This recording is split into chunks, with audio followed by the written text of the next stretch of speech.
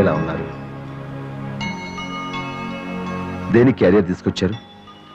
ఈ రోజు మీ పుట్టినరోజా? మనసుని చంపుకుని ఒక మనిషిగా పుట్టినరోజు, అక్కగా చచ్చి ఓ ఆడదానిగా పుట్టినరోజు. ఏంటండి అసలేం జరిగింది? మీ తమ్ముళ్లతో నా చెల్లెల నిశ్చితార్థం జరిగిపోయింది.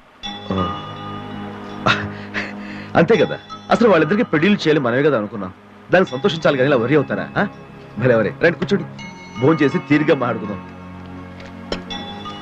క్యారియర్ విప్పకుండానే వాసన గుమగుమలాడిపోతున్నాయి. ఏం తెచ్చారేంటి? మనసులో అంత బాధ ఉండి కూడా ఎలా మామూలుగా ఉండగలుగుతున్నారు? ఎందుకు ఉండకూడదు? అసలు నాకు బాధ అంటూ ఏమి లేదే. చూడు దేవి, నిజంగా మనం వాళ్ళు ప్రేమించే వాళ్ళమే అయితే వాళ్ళ నుంచి మనం ఏమీ కోరుకోకూడదు. వాళ్ళు ఇలా ఉండాలి, ఇది చెయ్యాలి అని ఆశించినప్పుడే మనకి నిరాశ ఎదురవుతుంది. ప్రతి మెతుకు మీద తినేవాడి పేరుంటుందంటారు. మన పేరు మీద ఉన్న ప్రతి మెతుకుని ముద్దగా చేసి వాళ్ళ నోటికి అందించామే.